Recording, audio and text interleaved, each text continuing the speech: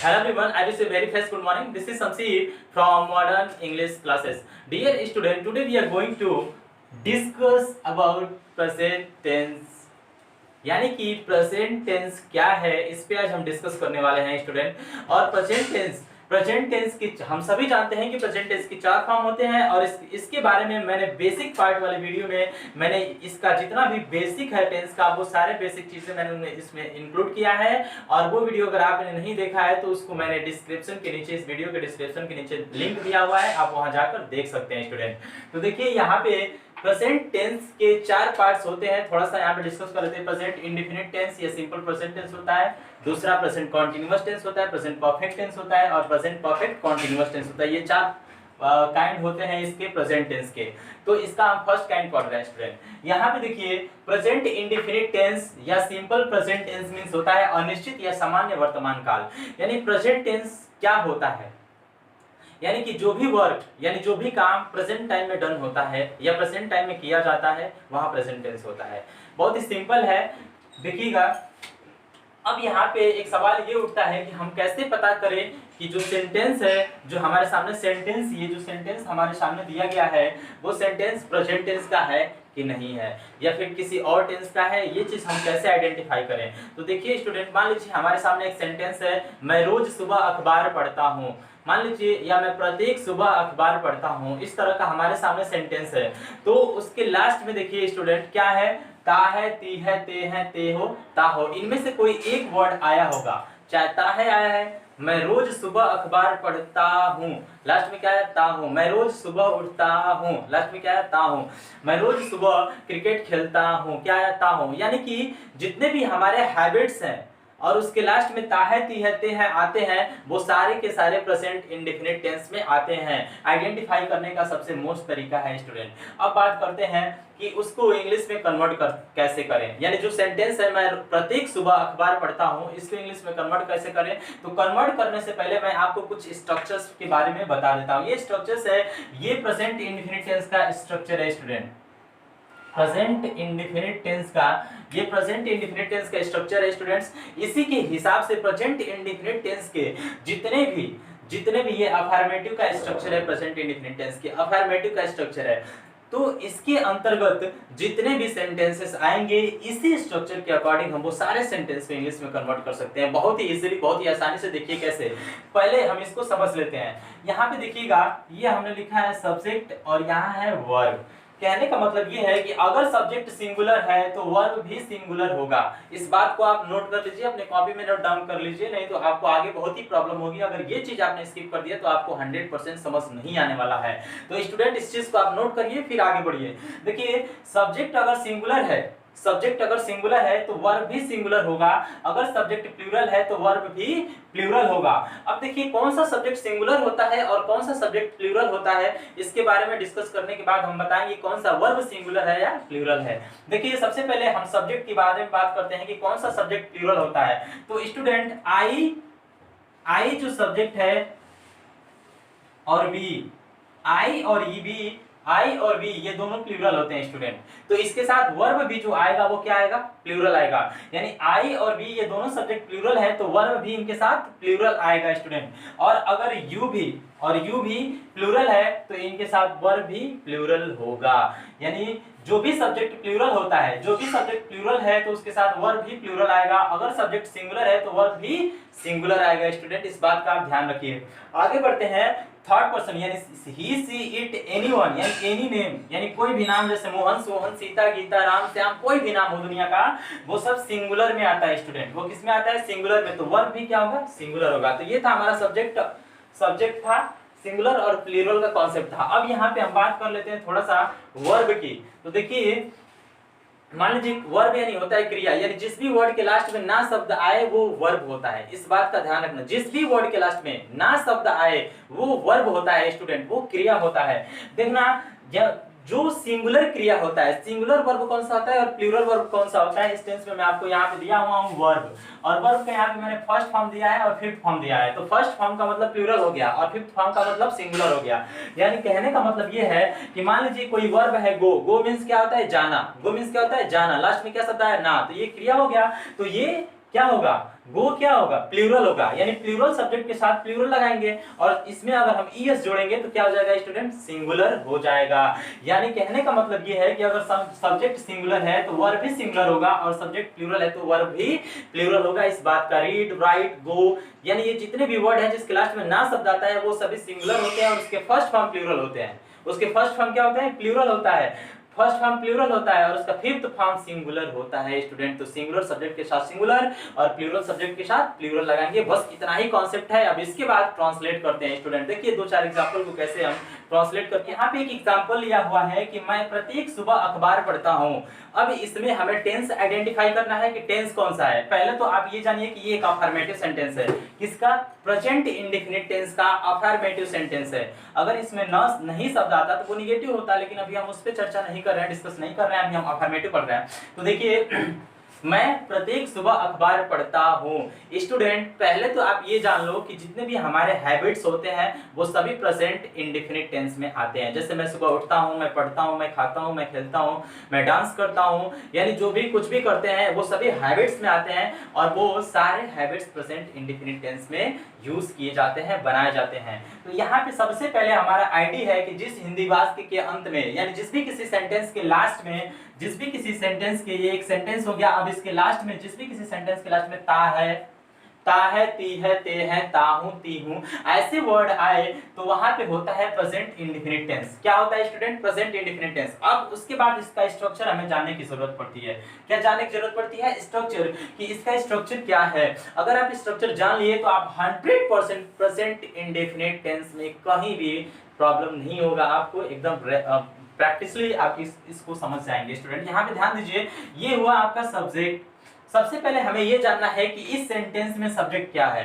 तो सब्जेक्ट जानने के दो तरीके हैं। फर्स्ट तरीका ये है कि सबसे पहले जो काम करने वाला होता है वो सब्जेक्ट होता है, जो काम करने वाला होता है वही सब्जेक्ट होता है। तो मैं प्रत्येक सुबह अखबार पढ़ता हूँ, तो इसमें काम करने वाला कौन है, मैं। काम करने वाला कौन है, मैं। तुम रोज अखबार पढ़ते हो, तो काम करने वाला कौन है, तुम।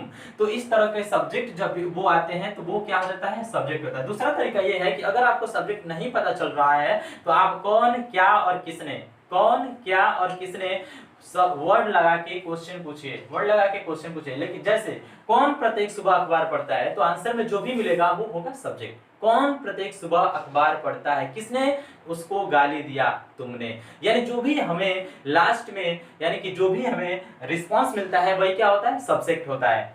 जैसे कौन प्रत्येक सुबह, यहाँ पे कौन लगाओ, कौन प्रत्येक सुबह अखबार पढ़ता है, तो आंसर में क्या मिला, मैं। तो यहाँ पे सब्जेक्ट क्या हो जाएगा, मैं। तो यहाँ पे मैं की इंग्लिश क्या होती है, आई। और आई, चूंकि अभी मैंने पीछे बताया आपको कि आई जो होता है वो क्या होता है, प्लूरल सब्जेक्ट है। किसमें, प्रेजेंट और फ्यूचर में। प्रेजेंट और फ्यूचर में आई प्लूरल होता है स्टूडेंट और पास्ट में सिंगुलर होता है। इस बात को नोट कर लेना। तो देखिए आई जो है प्लूरल है, तो आई के साथ अब हमारी बारी आती है वर्ब की। अब बारी आती है किसकी, वर्ब की, कि इसमें वर्ब क्या है। एकदम आराम से, स्लोली बिल्कुल बिना किसी टेंशन से, भले ही समय लगता है लगने दो, अच्छे काम में समय वेस्ट करना चाहिए। यहाँ पे देखिए, अब यहाँ पे हमें समझना ये है कि इसमें वर्ब क्या है। इसमें का एक एक चीज मैं आपको समझाऊंगा बहुत ही आसानी से और बहुत ही इजीली तरीके से। देखिए अब यहाँ पे बात करते हैं वर्ब की, कि इसमें वर्ब क्या है। तो इसमें वर्ब कैसे पता करेंगे कि इसमें वर्ब क्या है, तो एक बहुत ही आसान तरीका है। जिस भी किसी वर्ड के लास्ट में ना शब्द आए, क्या है, ना शब्द, वही वर्ब होता है। जिस भी किसी अब यहाँ इसमें देखो कौन ऐसा वर्ड है जिसके लास्ट में ना शब्द आएगा।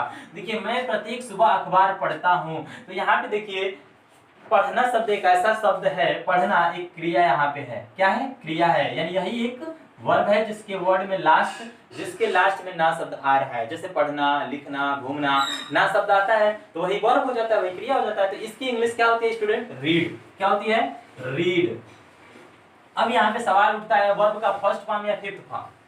वर्ब का फर्स्ट फॉर्म या फिफ्थ फॉर्म। फर्स्ट फॉर्म या फिफ्थ फॉर्म का मतलब हुआ यस लगाएं कि ईएस लगाएं। अब देखिए यहाँ पे सवाल ये उठता है कि अगर आई है तो आई अगर प्लूरल है तो फर्स्ट फॉर्म प्लूरल होता है, तो हमने यहाँ पे फर्स्ट फॉर्म वर्ब का प्लूरल लिख दिया।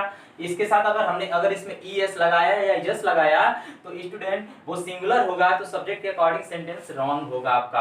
अगर सब्जेक्ट प्लूरल है तो वर्ब भी प्लूरल होगा। तो चलो हमने वर्ब प्लूरल लिख दिया। अब इसके बाद आता है ऑब्जेक्ट की बारी। किसकी बारी आती है? ऑब्जेक्ट की बारी। तो हमने सब्जेक्ट और वर्ब पता कर लिया। ऑब्जेक्ट का पता लगाने के लिए सेंटेंस में क्या लगा, अगर क्वेश्चन करिए तो आपको आंसर में जो भी मिलेगा वो ऑब्जेक्ट होगा। देखिए जैसे मैं प्रत्येक सुबह अखबार पढ़ता हूँ, मैं प्रत्येक सुबह क्या पढ़ता हूँ? अखबार पढ़ता हूँ। तो ये जो क्या वर्ड है, हमने क्या यहाँ पे लगाया, तो क्या के बाद जो रिस्पांस मिलता है हमें अखबार का, कि हम रोज सुबह अखबार पढ़ते हैं। क्या पढ़ते हैं? अखबार। तो यहाँ पे अब ये अखबार जो होगा ऑब्जेक्ट हो जाएगा। देखना कैसे, मैं प्रत्येक सुबह क्या पढ़ता हूं, तो मैं प्रत्येक सुबह अखबार पढ़ता हूं। क्या लगा कि क्वेश्चन किया तो यहाँ पे हमें ऑब्जेक्ट मिला। जब ऑब्जेक्ट मिला तो अब हम यहाँ पे ऑब्जेक्ट को लिख लेंगे, यानी स्ट्रक्चर के हिसाब से ही लिखना है और इस स्ट्रक्चर को पता करना है, याद रखना है। यानी आई रीड, अब अखबार का इंग्लिश क्या होता है? न्यूज़पेपर। क्या होता है स्टूडेंट? News paper. यानी आई रीड न्यूज़पेपर। बच गया अदर वर्ड। अब इसके बाद जो भी शब्द बच जाता है वो अदर वर्ड में लिखा जाता है, यानी ऑब्जेक्ट के बाद लिखा जाता है। तो देखिए हमने क्या क्या लिख दिया है। एक तो मैं लिखा है, फिर अखबार लिखा है, फिर पढ़ना लिखा है, और उसके बाद अब यहाँ पे देखिए प्रत्येक और सुबह, यानी ये दो वर्ड बच गया है जो कि अदर वर्ड में आते हैं। तो अदर वर्ड में प्रत्येक सुबह की इंग्लिश होती है एवरी मॉर्निंग। क्या होती है स्टूडेंट? Every morning. तो इस तरह से आपका सेंटेंस क्रिएट हो गया। देखिए I read newspaper every morning, यानी मैं प्रत्येक सुबह अखबार पढ़ता हूं। तो इसी तरह से इसी स्ट्रक्चर पे आप कई सारे सेंटेंसेस को एकदम आराम से बहुत ही इजीली तरीके से आप इंग्लिश में कन्वर्ट कर सकते हैं स्टूडेंट। अब आइए हम देखते हैं इसका नेगेटिव सेंटेंस। अभी तक हम पढ़ रहे थे अफर्मेटिव, अब हम पढ़ेंगे नेगेटिव सेंटेंस। आइए देखते हैं। ये है प्रेजेंट इंडेफिनिट टेंस का नेगेटिव सेंटेंस। अभी तक हम अफर्मेटिव सेंटेंस के बारे में ज्यादा पढ़ रहे थे, अब हम नेगेटिव सेंटेंस के बारे में पढ़ेंगे, जिसका मतलब होता है नकारात्मक वाक्य। नेगेटिव यानी सेंटेंस में नहीं शब्द आएगा, और नेगेटिव सेंटेंस का मतलब होता है नकारात्मक वाक्य।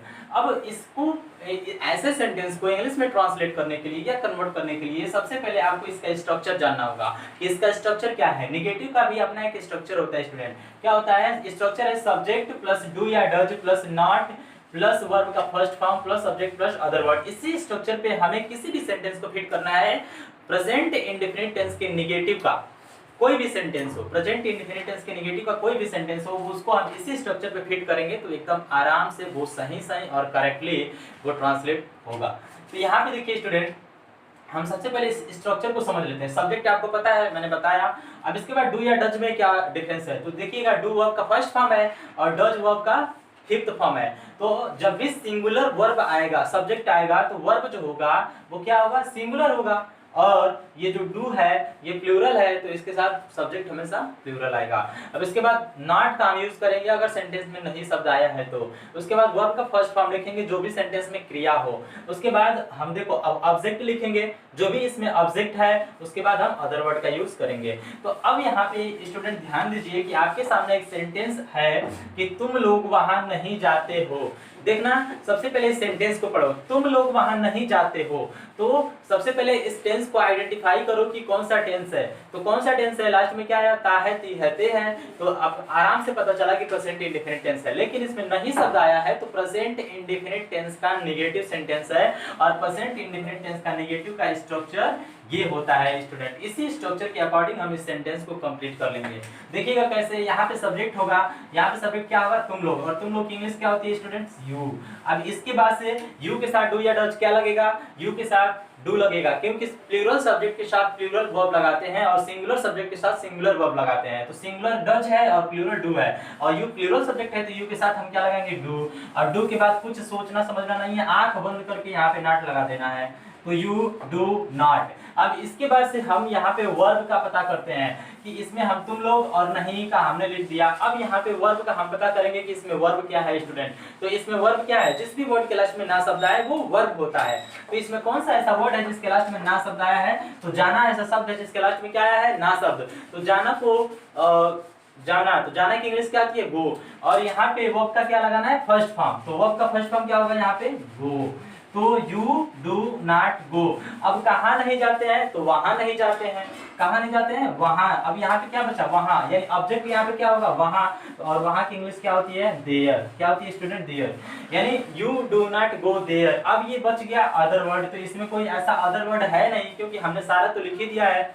तो यहाँ पे कोई भी अदर वर्ड नहीं है, इसलिए यहाँ पे आगे कुछ नहीं होगा। अदर वर्ड रहता तो हम आगे ऐड कर सकते थे, अदर वर्ड नहीं है इसलिए हमने ऐड नहीं किया। अब स्टूडेंट बात करते हैं सेकेंड एग्जाम्पल की। मैं तो नहीं पढ़ता हूँ, इसमें देखिए क्या है, लास्ट में ताहती रहते हैं, प्रेजेंट इंडेफिनिट टेंस का प्रेजेंट इंडेफिनिट टेंस हो गया, और इसमें नहीं शब्द आया है तो प्रेजेंट इंडेफिनिट का क्या हो गया, निगेटिव हो गया। अब यहाँ पे बात करते हैं मैं तो नहीं पढ़ता हूँ, तो यहाँ पे मैं यानी यहाँ पे क्या हो गया, सब्जेक्ट के अकॉर्डिंग सब्जेक्ट यहाँ पे क्या होगा, आई, और आई के साथ डू या डज, तो आई के साथ, आई प्लूरल है तो इसके साथ हम डू लगाएंगे। इसके बाद आंख बंद करके सॉरी नॉट लगाएंगे। अब इसके बाद बात करते हैं वर्ब की। तो देखिए मैं तो नहीं पढ़ता हूँ, तो इसमें वर्ब क्या होगा, पढ़ना, यानी वो क्रिया जो लास्ट में ना शब्द लाए वो वर्ब होती है। तो यहाँ पे पढ़ना शब्द जो होगा वो वर्ब होगा। तो यहाँ पे पढ़ना की इंग्लिश होती है रीड। वर्ब का हमें फर्स्ट फॉर्म चूंकि लिखना है, तो आई डू नॉट रीड, बस आंसर। यहाँ पे अदर वर्ड ना है ना ही ऑब्जेक्ट है, तो यहाँ पे हो जाएगा आई डू नॉट रीड। अब आइए देखते हैं इसका इंटेरोगेटिव सेंटेंस।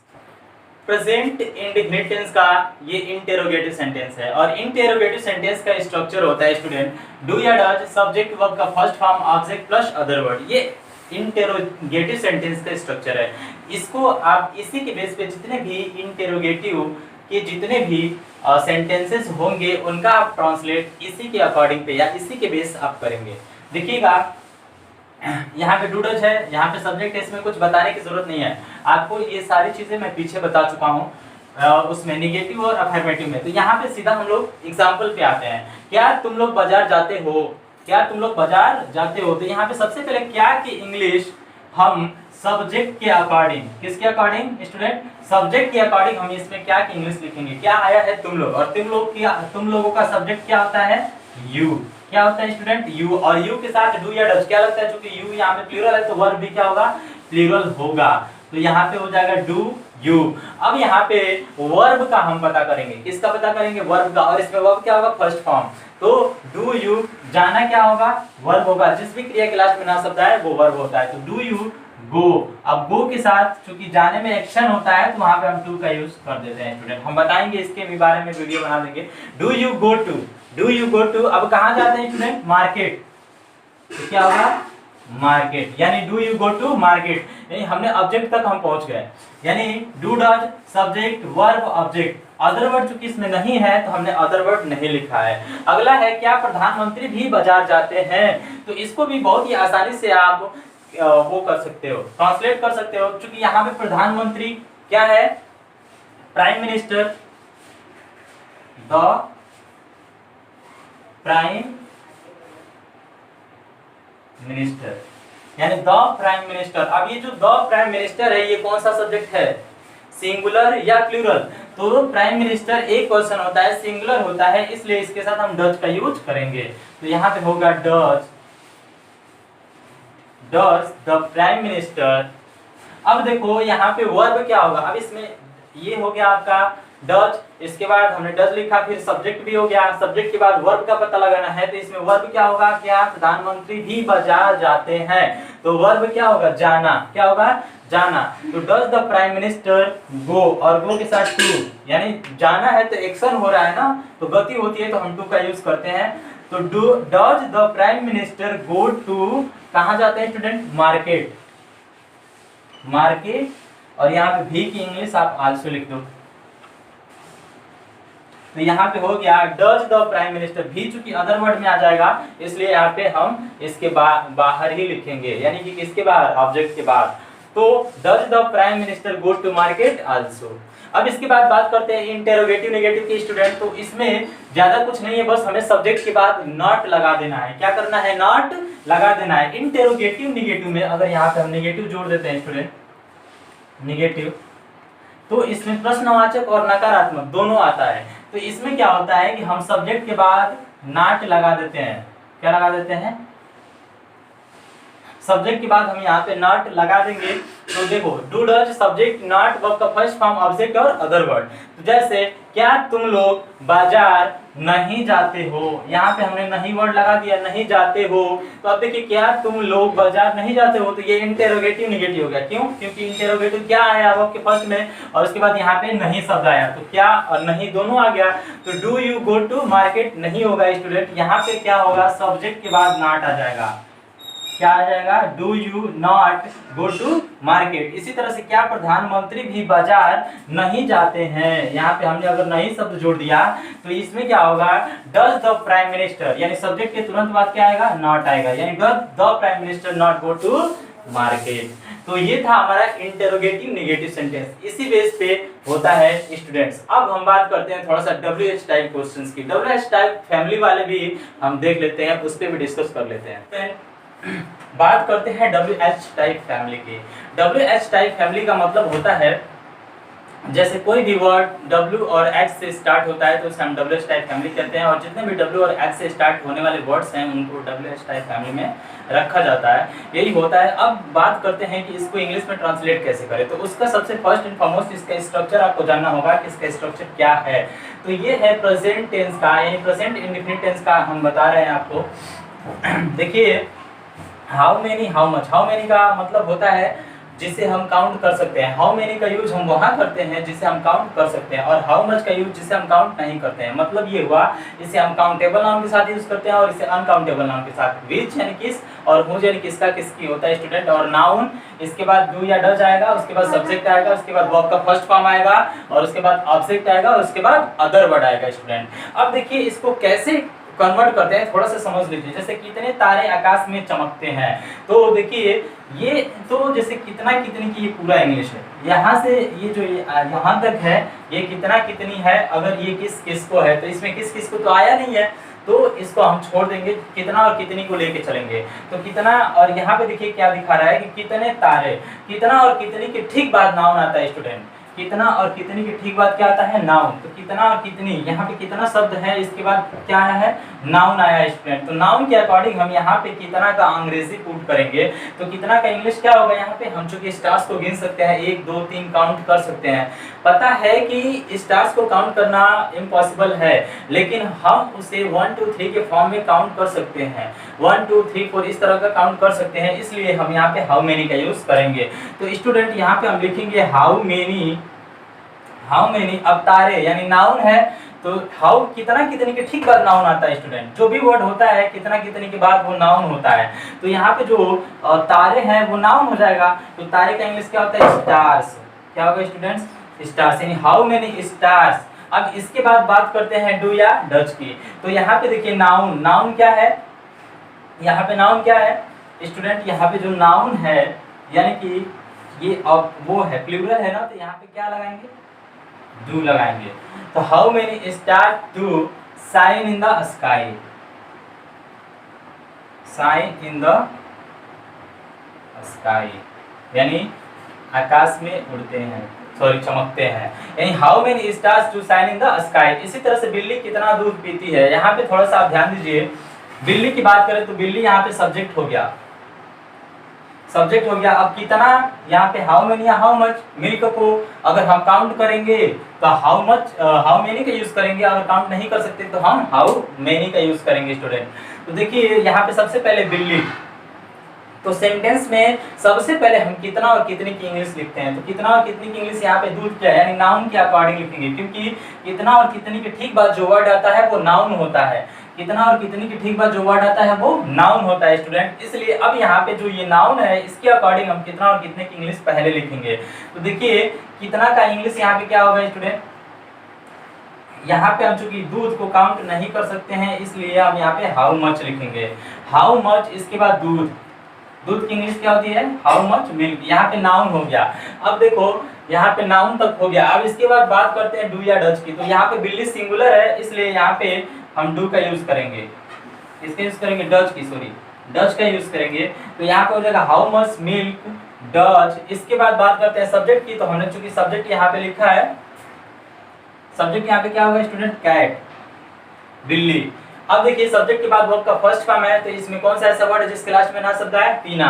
पीना एक ऐसा वर्ड है जिसके लास्ट में ना शब्द आता है, तो इसकी इंग्लिश क्या होती है, वर्ब का फर्स्ट फॉर्म लिखना है। तो यहाँ पे होगा ड्रिंक, क्या होगा, ड्रिंक। अब इसके बाद देखिए ऑब्जेक्ट है, तो इसमें हमें कहीं भी ऑब्जेक्ट नहीं दिख रहा है, क्योंकि बिल्ली कितना दूध पीती है। हमने इसका पहले से how much milk does cat drink, यानी ये होगा आपका सेंटेंस, यानी इसमें ऑब्जेक्ट और अदर वर्ड नहीं है स्टूडेंट। तो इस तरह से इसी टाइप पे हम WH टाइप क्वेश्चंस को WH टाइप क्वेश्चंस को हम इस तरह से इसी बेस पे इसी स्ट्रक्चर के अकॉर्डिंग हम उसे इंग्लिश में कन्वर्ट करते हैं स्टूडेंट। तो ये था हमारा प्रेजेंट टेंस में प्रेजेंट इंडेफिनिट के अफर्मेटिव, नेगेटिव, इंटेरोगेटिव और इंटेरोगेटिव नेगेटिव। तो स्टूडेंट अब बात यहाँ पे ये है कि इसको पढ़ने से हम इंग्लिश को स्पीक कैसे कर सकते हैं।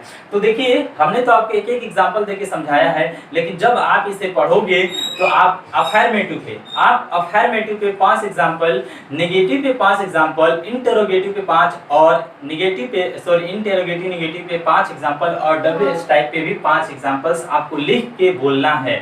आपको बोलना है, खुद अपने आप से बनाना है और बनाने के बाद इसे बोलिए। इसको 2-3 बार करने के बाद आपको सबसे पहले अपनी डेली लाइफ, अपना टाइम टेबल बनाओ, जो स्टार्टिंग से लेके लास्ट यानी सुबह से लेके शाम तक जितने भी काम होते हैं, आप जितने भी काम करते हो दिन भर में, उसका एक टाइम टेबल बनाओ और उसको भी इंग्लिश में कन्वर्ट करो और उसको कम से कम 2 बार बोलो। यहाँ से आपकी इंग्लिश शुरू होती है स्टूडेंट, यहाँ से आपकी स्पीकिंग शुरू होती है। बहुत ही इजी तरीका है, आप थोड़ा सा मेहनत करेंगे। देखिए प्रैक्टिस पे ही सब कुछ डिपेंड है, प्रैक्टिस से ही सब कुछ होता है। तो आप प्रैक्टिस करना छोड़ दोगे तो सब कुछ छूट जाएगा। इसलिए प्रैक्टिस करिए, प्रैक्टिस करेंगे तो इंग्लिश एकदम आराम से बोल सकते हैं। सबसे इजी लैंग्वेज है इंग्लिश। तो आइए हम नेक्स्ट यानी कि कंटिन्यूअस हम नेक्स्ट वीडियो में इसकी चर्चा करेंगे स्टूडेंट। आज के लिए बस इतना ही। So thanks.